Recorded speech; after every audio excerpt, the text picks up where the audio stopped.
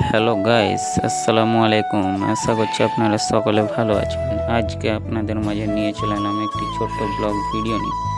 আজকে আমরা চলে গেছিলাম চাঁপাইনবাবগঞ্জ কুটির শিল্প মেলাতে।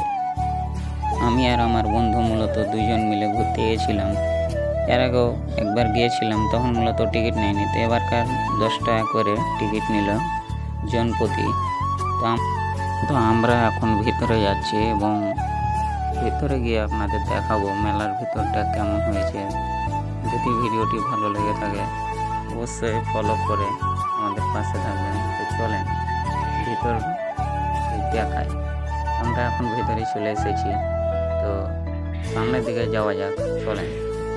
তো মূলত আমি দিনে এবং রাতে দুইবারে ভিডিওটা করেছিলাম, তার জন্য এখন রাতের ভিডিওটা দেওয়া।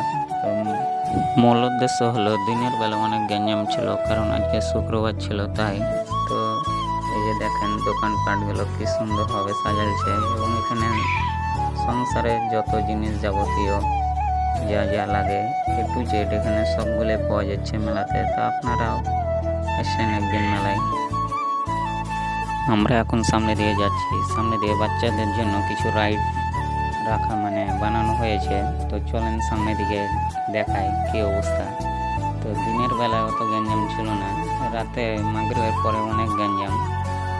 তো আমরা মূলত এখানে কিছুক্ষণ ছিলাম, দিয়ে আমরা সামনের দিকে এগিয়ে গেলাম। তো এখানে বাচ্চাদের জন্য কিছু রাইডস আছে, নৌকা আছে বড়দের জন্য। তো আমরা সেখানে গেলাম। তো আমরা এখানে আসার পর্যন্ত ছিলাম। তো কে কে এসেছিলেন মেলাতে ঘুরতে অবশ্যই কমেন্টে জানাবেন।